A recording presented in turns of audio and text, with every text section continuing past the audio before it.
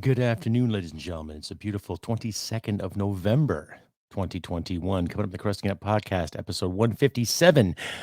Parliamentarians getting back to work after being 2 months off from the last federal election. And in recent news, what about Roger Kotanko? Yes, or Kotenko. Yes, a local gunsmith from Port Dover, Ontario, shot and killed by Toronto Police Services, and the ever-looming eerie investigation to follow. All that more come to the podcast. Please stick around. Listener and viewer discretion is advised. Hit it, sweetheart.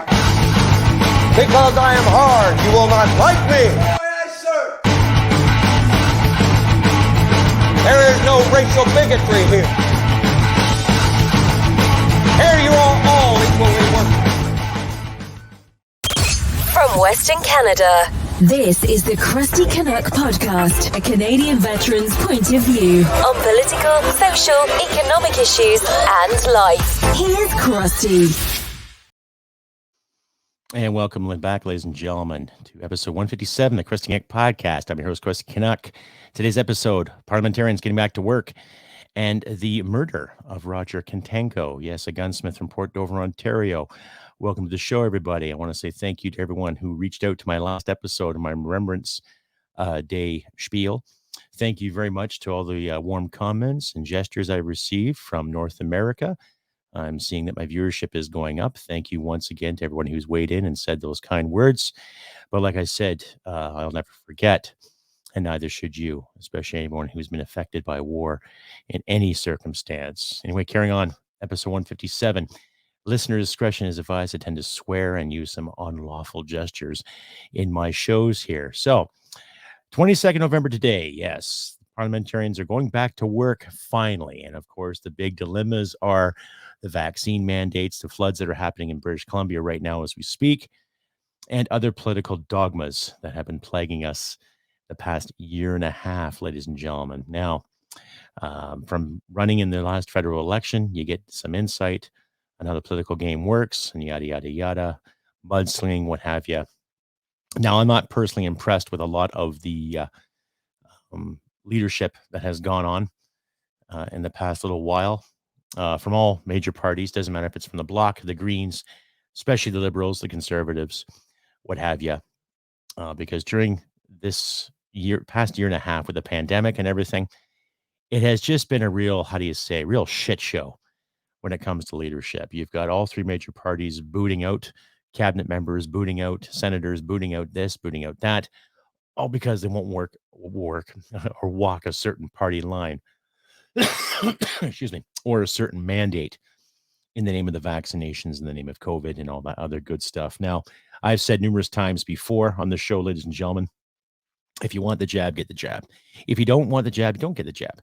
Personal choice, personal whatever, your body, your choice, right?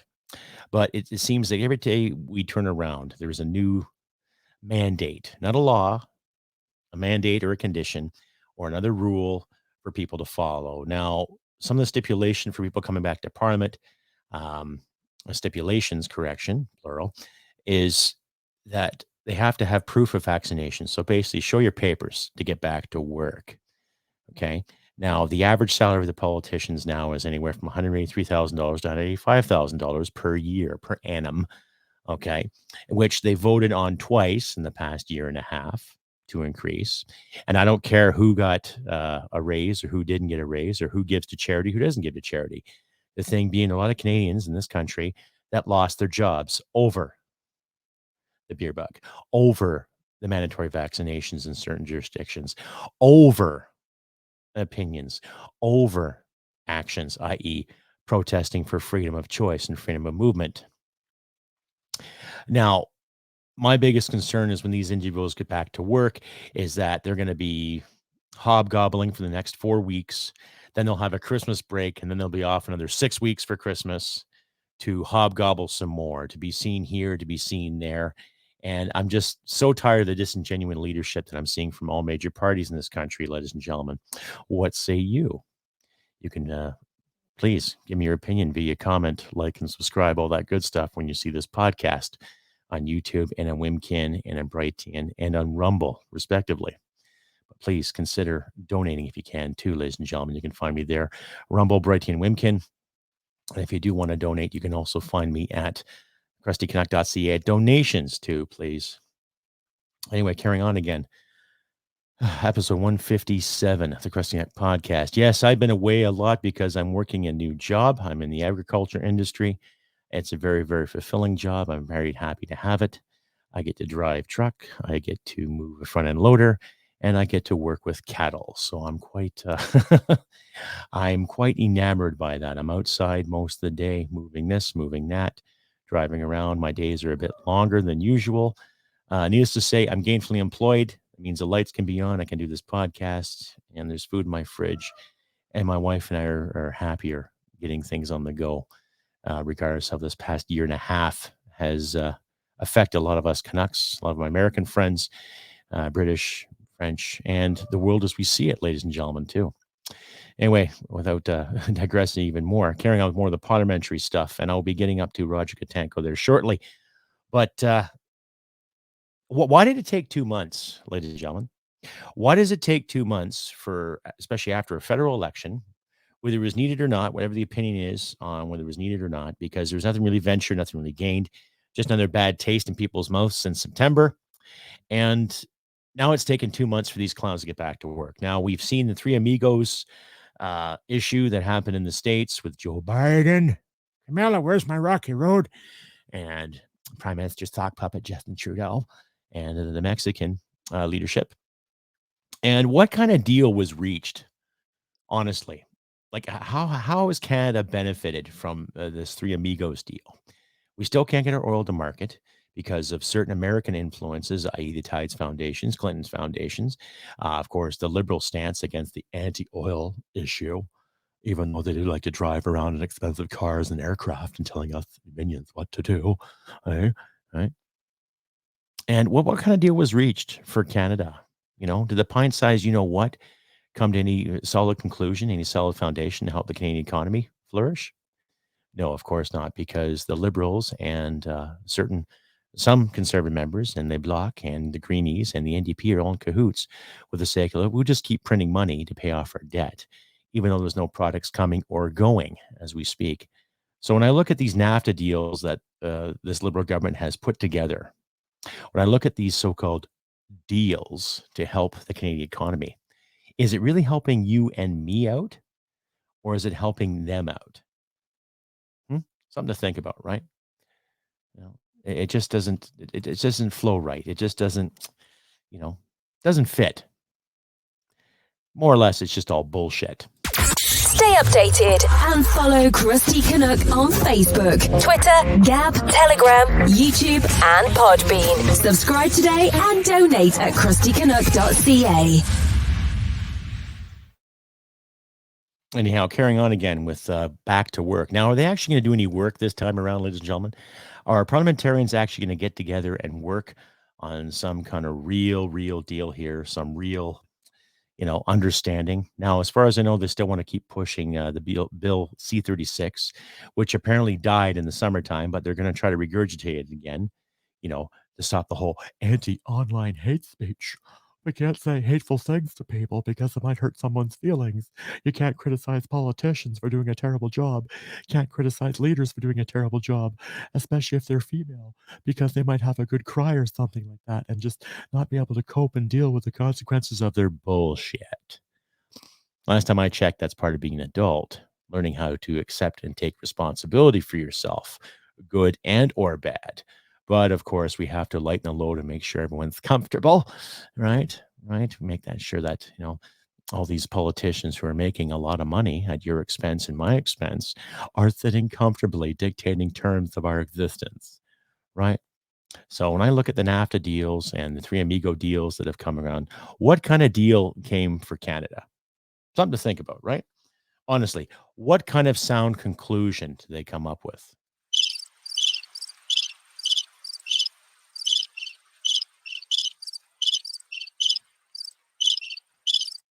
As informative as that might have been, I don't really see any conclusion. Now, they're still protesting Wet'suwet'en because there were 2 journalists that were apprehended by the police services, right? And I'm not against any police service arresting any journalist unless said journalist, broke the law. But then again, it's obviously a case of being in the wrong place at the wrong time. Now, I personally don't care what the point of view of certain journalists are, whatever. You can read the newspaper, not read the newspaper, read the article, not read the article, and do counterpoints and write letters to the editor, all that good stuff, just like we were taught as children. But it seems like now there's always this victim mentality when it comes to someone being apprehended or being in the wrong place at the wrong time. Now, big news in the States right now is the whole Rittenhouse issue. He's not guilty because he shot 3 people dead at a protest. Now, for those individuals that have weighed in and pulled the race card and everything like that, it wasn't a racist issue, ladies and gentlemen. It wasn't. And regardless of how you personally feel about guns and the gun laws in the United States, let America do its thing. Okay? Let America do its thing. I for one, am getting so sick and tired of hearing about the whole Rittenhouse issue. It's like, okay, he was a kid, he was armed, he was allowed to have said gun because, well, he followed the law, apparently, and he wasn't deemed guilty. And those individuals that he shot and or killed, they had a pretty nasty track record on their own, too. I think one of them was an actual legitimate pedophile, if I'm not mistaken. So when it comes to that, I think Mr. Rittenhouse did that area a favor, right? Because the only justice I see for pedophiles, personally, is death. Okay? I don't care what the science goes into or the nouveau science that's being projected now, especially with these clowns that say minor attracted persons and other watered down BS. Okay. So when it comes to Rittenhouse, fine. Justice was served as far as I'm concerned. No one deserves to die in a riot. No one deserves to die in a protest. But then again, we've seen context and words being treated as if it was bad gas rather than telling the truth. Okay. We've seen nothing but these uprisings and these riots, and to all these figureheads that weigh in, all these media moguls, other podcasters, and other so-called diversity and inclusion experts talking about violence and violence. Oh my God. Let's take a look at some of the values that some of them promote too, kind of like our parliamentarians when it comes to dividing people over the vaccine or not having the vaccine. Instead of telling people how it is and what's going on, let's just keep creating a new narrative to make everything so lovey-dovey, right? When the reality is you keep telling people what to do, you keep backing people into corners. What do you expect? You either going to get submission or people are going to start biting. Stay updated and follow Crusty Canuck on Facebook, Twitter, Gab, Telegram, YouTube, and Podbean. Subscribe today and donate at crustycanuck.ca. Anyway, carrying on too, when these clowns get back to work, let's just hope they actually try to promote something other than more division. Okay, now Mr. O'Toole is on the spot right now because he let a senator go because she was questioning his leadership integrity per se. Now, there's some shadow cabinet ministers that are still standing their ground. Pierre Poilievre, Michelle Rempel, Candice Bergen standing the high ground, looking after what I personally think is right for Canadians, the economy, getting people back to work, letting people have their freedoms again to flourish and to thrive as they should. However, I'm still not seeing leadership on Mr. O'Toole's side. And we can all write off the leadership on Justin Trudeau's side, and the Bloc to me doesn't matter. And the NDP, of course, Mr. Jagmeet Singh is going to follow every step and hold on to every heartbeat and every word that Justin says, right? Because we have to tax those 40 billionaires in this country. And we have to tax those rich bastards, eh? We have to give them a real go for their money, eh? Yeah, when you guys suck it all up and print it left and right for the sake of virtue and not for reality. Anyway, that's enough of my spiel about the whole parliamentary thing. We'll have to see some results, hopefully, because, they'll try to get something done and then they'll break for Christmas for about, 6 or 7 weeks. Then they'll come back to work and feel all lovey-dovey again and try to tell you and me again what to do with our money. Anyway, carrying on. Roger Kotanko, a gentleman out of Port Dover, Ontario, or the area. 70 years old, a registered gunsmith in Canada. Did some work and had contracts with some of the local police services, did some work for military members, did a lot of gunsmithing for sport shooters, Canada, America, had a quite the business resume when it come to working on guns in this country. Now, for those of you who don't know, those of you who've listened to my show and don't understand how the gunsmithing process works in Canada, you're treated just like a gun owner. Well, technically, you are a gun owner, and you're constantly vetted by the provincial chief firearms officer all the time. So you got to have a squeaky clean record. You got to be good to go. You can't break any laws, no domestic issues, no nothing. You basically got to be an all around decent fucking human being. And of course, you got to be qualified to be a gunsmith as a gun owner, as well as someone who can repair guns, fix guns, and in some cases, even make them too. And it's quite the interesting trade, ladies and gentlemen, when you think about it, because you're taught the finer points of machining. You're taught the finer points of metals and what metal can be used here and what can be used there and what can't be used here, how to machine, how to be precise, and all that good stuff. And here's a gentleman, 70 years old, out of the Port Dover area in Ontario, was literally gunned down by the Toronto Police Service emergency response team. To my American listeners, that's the equivalent to SWAT. Now, I'll leave links in the description for you all to follow. There's quite the intense press conference that come out of that area from the family lawyer of Mr. Kotanko, but he was literally gunned down November 3rd. Now, I'll summarize. There was a story, or not a story, there was a warrant that was issued for his arrest for some reason. Now, nobody's seen this magical warrant. Now, where he was living, it was approximately or roughly 130, 150 kilometers away from Toronto Police Services jurisdiction. Now, what I don't understand about this story is that here's a guy in Port Dover, Ontario, around the Hamilton area, lives that far outside of Toronto. What is the Toronto ERT teams doing raiding a house 150 miles out of their jurisdiction? What is the purpose of that? Okay. Now, nobody in his family, not even the family's attorneys, have seen said warrant that was issued. Okay. And according to the video and to the stories from the CBC, the gunblog.ca, and other affiliates, nothing has ever been, promoted, or nothing has been presented. There's this magical warrant that was never presented in light of this case. There was nothing presented to the family or the family's attorneys. Okay. And he was shot 4 times by an officer of the ERT team. 4 times. Apparently 3 times in the chest and 1 time in the neck. Now, what gets me is here's a guy who is contracted and vetted through the legal system over and over again. Yours truly here is a gun owner. Of course, I'm constantly vetted. And what happened? What did this guy do? Like, was he associated with some kind of group, conglomerate? Was he selling illegal parts? Was he selling guns? We don't know. And this happened on the 3rd of November, ladies and gentlemen. Okay. This man was gunned down. Apparently, his wife was detained by an officer roughly 2 to 3 minutes before the 4 shots were fired. Right. Apparently, the OPP in that area was not told of any kind of raid or any kind of situation coming around. So there was no communication between the OPP in that area and the Toronto Police Services. Right. And apparently, the Ontario chief firearms officer refuses to comment on this situation so far. So like I said, I'll leave links in the description for you guys to follow and watch the video from your side for yourself. But there was no answers given.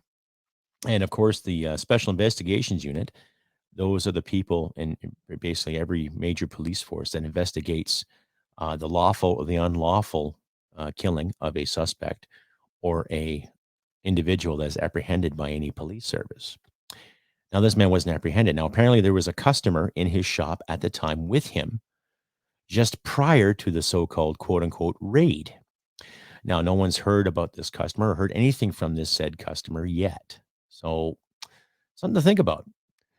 And the more I read about this story, the dirtier it seems, ladies and gentlemen. Now, this guy doesn't look like to be a threat. And I've worked with gunsmiths and I've worked in gun shops.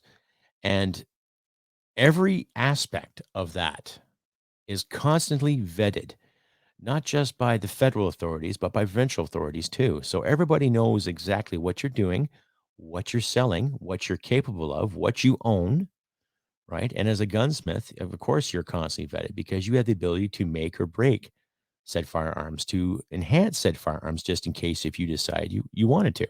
Now, I'm not saying gunsmiths would do that. You know, every gunsmith that I have talked to throughout my life has always been a stable and honest stand-up citizen, right? Who understand the fundamentals of firearms and the safety of firearms and the respect and the care it takes to make them, break them, repair them, and to look after them. Just the same as any mechanic would looking after a car, or a diesel mechanic would looking after a diesel engine, whether it be small, medium, heavy, or compact, or what have you.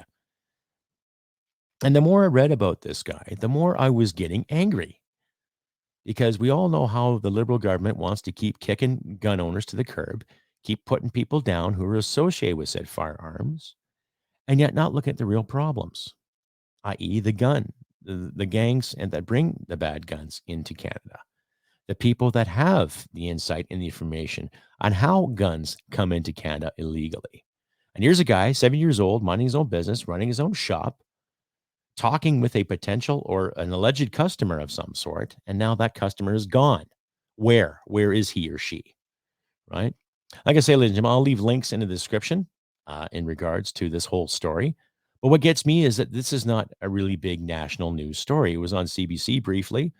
Gun enthusiasts from the National Firearms Association and the CCFR and gunblog.ca probably put some more in-depth story and more detail into these stories, because it affects not just Canadian gun culture, but people's freedom, right? If it's easy enough for the police services to react and act upon a little guy like this, just a regular gunsmith who's had a great resume, an excellent reputation, according to his family and friends, and people that have worked with him throughout his community, who's to say they're going to knock on my door one day, or your door if you're a gun owner, right? And pop 4 rounds into your chest? Who's to say that's not going to happen? Something to think about, eh? Right? And I personally know police officers that are gun owners themselves, and they're not violent people. And I've said numerous times in the show, ladies and gentlemen, I do have a lot of respect for police officers because they put their asses on the line every effing day. And regardless of the trend that's happening in both of our countries in regards to, oh, we have to defund the police, we have to defund this, we're not helping the situation. Now, I'd like to know exactly what was TPS's motivation in regards to taking this man out. Right? Why doesn't the public know what's going on? Like, was this guy associated with something? Was he associated with an organized crime? Was he procuring and selling weapons to third world countries? What was he doing? And based on what I've read, he wasn't doing much except minding his own business and running his business as anybody should. So I think somebody royally screwed up someplace, or somebody royally acted on fear rather than fact. Stay updated and follow Crusty Canuck on Facebook, Twitter, Gab, Telegram, YouTube, and Podbean. Subscribe today and donate at crustycanuck.ca. So I ask again, ladies and gentlemen, what exactly happened to Roger Kotanko? Like, was he a bad dude or not? Like I say, I'll leave for submitted for your approval, of course. Links in the description. You can read along and watch the videos there too, especially the press conference that the family lawyer put together. And he makes a valid point. So where's this magical warrant? Where's this warrant that was written by whatever justice in Toronto? Because it was the Toronto Police Service that drove to Port Dover to apprehend or arrest this individual. Okay. And apparently they had their own ambulance, their own paramedics with them too. I can understand that from a tactical point of view. You bring your own medical teams with you in case something happens. But I just find it odd, don't you? I find it really, really odd that here's an individual running a business, minding his own business, doing his thing, had a great reputation through through word of mouth, based on his family, his friends, his acquaintances, the work he has done with local police authorities and military members and sport shooters alike. All of a sudden, gunned down like a common criminal, just like that. And for what? Right? I'm assuming there'll be more details coming in the next few weeks, but according to a lot of the reports and the faith that family and friends of this gentleman have in the media and in the services, they're not going to hear an answer for a few months yet, or maybe another year. We're not going to know. We're not going to find out. So to my gun owner friends out there, should we be a little apprehensive?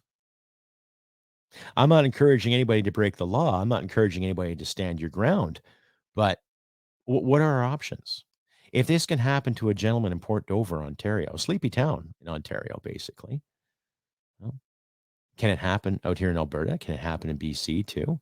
When they had that big gun grab in 2011, when they had the High River floods, in the name of protecting people, right? Just snatching and grabbing people's property while their houses are being flooded.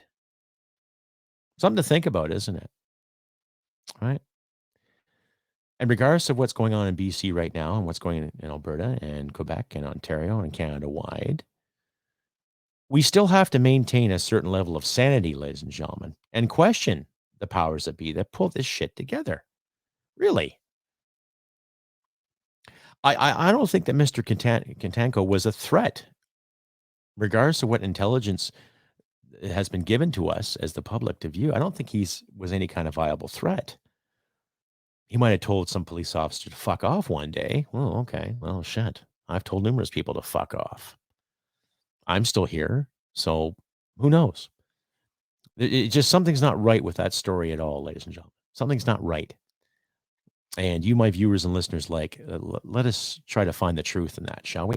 Stay updated and follow Crusty Canuck on Facebook, Twitter, Gab, Telegram, YouTube, and Podbean. Subscribe today and donate at crustycanuck.ca. And needless to say, my condolences to the family and friends of Mr. Roger Kotanko. According to more of the media that came out based on the Toronto Sun article and CBC, he was planning retirement with his wife, and they're just going to probably just live a decent life in peace and happiness, as anyone should.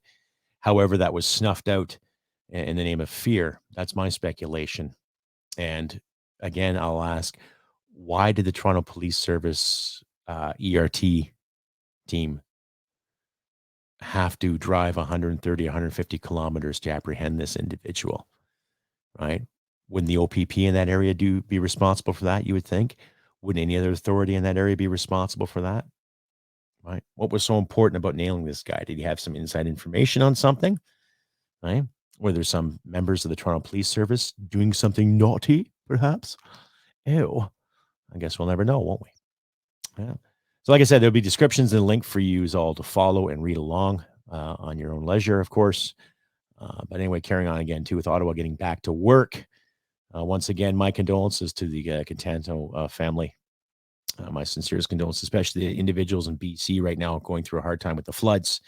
But what gets me is how when Ottawa's getting back to work, they're going to keep pushing more of this mandate of this climate emergency stuff and all that, too. And I remember seeing footage from 1990 where a lot of the roads in BC were still covered with floods and what have you, too, every fall and every spring. I'm not making less of the situation.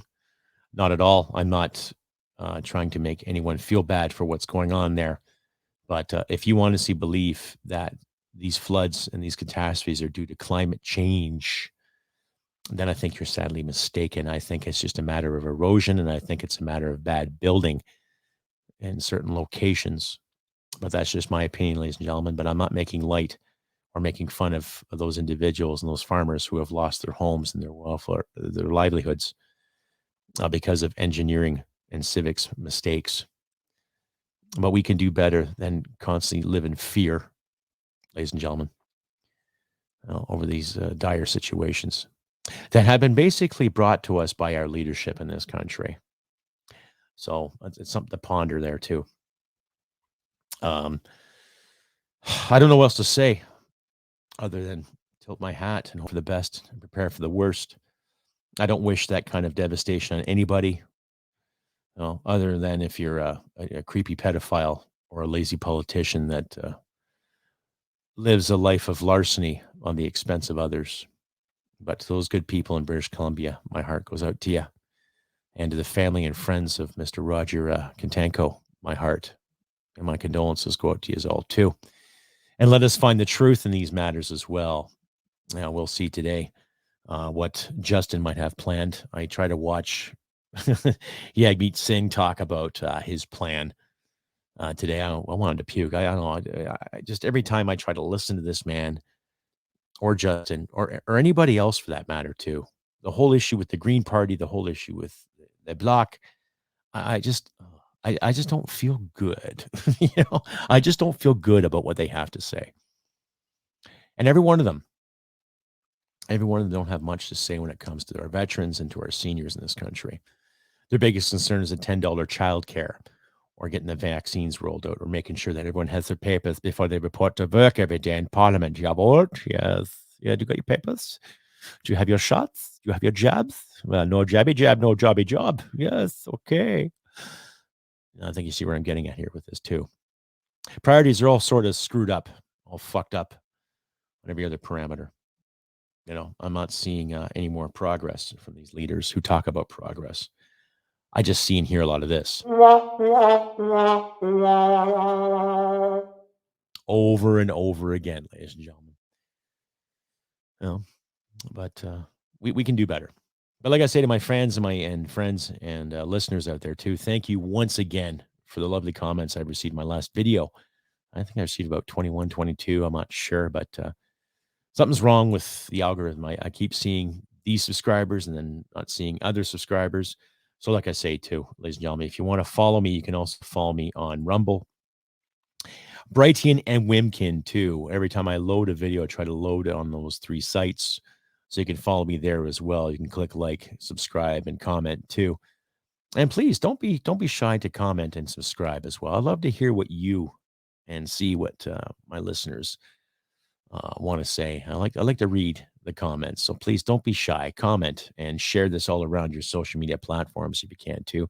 Help us independent folk get our words out there so people have a choice. People can listen to what they want and formulate their own decisions and their own thoughts as they should, ladies and gentlemen. And if you do like what you hear and see, like I say, please click like, subscribe, all that good stuff.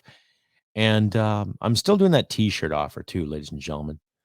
I'm still doing a lot of t-shirts and mugs offer too. If you donate, let's say $10 or more a month to my patron at podbean.com/Crusty Canuck, you can be entered to win a coffee mug. It comes in red and black, Crusty Canuck coffee mug there too. So please consider donating $10 or more a month and you'll be entered in a draw to win yourself a fancy coffee mug of the Crusty Canuck podcast. If you don't want a mug, well, hey, you can grab yourself the customized t-shirt from Customized Girl. Just enter $5 per month. I'll draw your name at the end of the month. And patreon.podbean.com. Donate there for your Crusty Canuck t-shirt. So, and if you don't want to do that, just go to my links you'll find in the description. And I got lots of Crusty Canuck swagger there for you and good men and ladies out there to choose from at your own leisure. Like I said, my work schedule now, I'm usually doing 10 days on and then 4 days off. So I try to do the podcast during my 4-day off period, ladies and gentlemen. I would like to do the podcast more often, but because of my work schedule, this is what we get for now. But if you do like and hear what you see, please share the wealth, spread the video and my words of wisdom out at random too. Like I say, carrying on again too with the Roger issue. I'm still shaking my head on that. I just, something's not right. Something does not feel right about that. And I'm not impressed. Like I said, I know a lot of good police officers, stand-up citizens, family men, family women. Some are ex-soldiers. Some have done their deed for king and queen and country. And some don't need the stereotype. And rightfully so. But when you read a story about a special response unit or emergency response team driving 130, 150 kilometers to apprehend one individual, it would make you think there's something else going on. Regardless if he's a gunsmith or not, of course, there's going to be guns around. He has a gun shop. I've been in gunsmith shops. There are gun parts all over the place. There's machinery out there on how to lathe and how to cut and how to manufacture certain parts, how to repair certain parts. So it's like going to any other shop. It's just you have firearms around instead of pieces of a transmission or pieces of an alternator or any kind of part thereof, you're finding more gun parts around. So I'm going to really stress to my listeners out there, especially my Canadian listeners too, really think hard about what's going to happen the next couple of months, especially when this investigation starts displaying more information. That's if they do allow it or not, but that's up to you, my readers and listeners alike out there, to figure out too. But I don't know. There's something shady about this deal. Something shady about what happened to Mr. Kotenko. And something really shady, I think, is going to happen with Ottawa when they go back to work today, right? That all depends if Justin wants to show up or if Freeland wants to show up, right? In his nouveau cabinet of 50-50 parity and other political bullshit. But we'll leave that for time to decide. Anyhow, ladies and gentlemen, I have been Crusty Canuck on this beautiful 22nd of November, 2021. Christmas is upon us. And to my American listeners out there, happy Thanksgiving, happy Turkey Day. To all my wonderful American fans and listeners out there and my friends, get your stuffing in, get your birds in, get your cranberry sauce, get your pecan pies and your sweet potato pies, all that good stuff. Get all the trimmings and fixings, have a few beers, watch some good American football, and just chill out and be thankful that you got neighbors to the north of you that are backing you up 100%. We will find light at the end of this manufactured darkness, ladies and gentlemen. And like I say, if you like and hear what you see, please click like, subscribe, and don't forget to comment, especially on my Wimkin page, Brightian, Rumble, and of course my YouTube page too. Help the algorithm as independent folk get out there. And be critical, folks.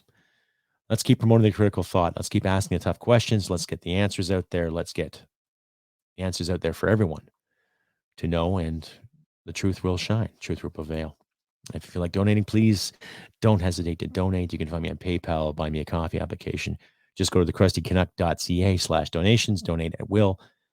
And there's links to my shop where you can buy some Crusty Canuck swagger and some gear, t-shirts, hats, mugs, stickers, swimsuits, shorts, all that good stuff. So please consider that today too.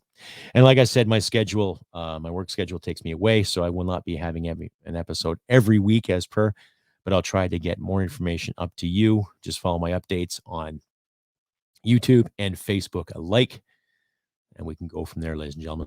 Like I say, once again, thank you very much to all those kind comments I've had in my last video. It's because of viewers and listeners such as yourself that make this podcast what it's worth. So keep fighting the good fight, people, and let's find the light at the end of this darkness. That's been brought to us by our leaders. But like I always say, do what you can to help your friends out in these trying times. To my American listeners and friends, do what you can to help your neighbors out this Thanksgiving season. You know, give a few bucks here and that to your local Legion. Help some veterans out, help some seniors out. My area, there's some snow, so don't hesitate to help a neighbor out by shoveling some snow, making a clear pathway for their vehicle every day when they go to work, all that good stuff. Just little gestures of kindness that go a long way, ladies and gentlemen. But like I say, look after your friends and loved ones. Do what you can to help each other to the best of your ability. And remember, humanity and merit wins the day.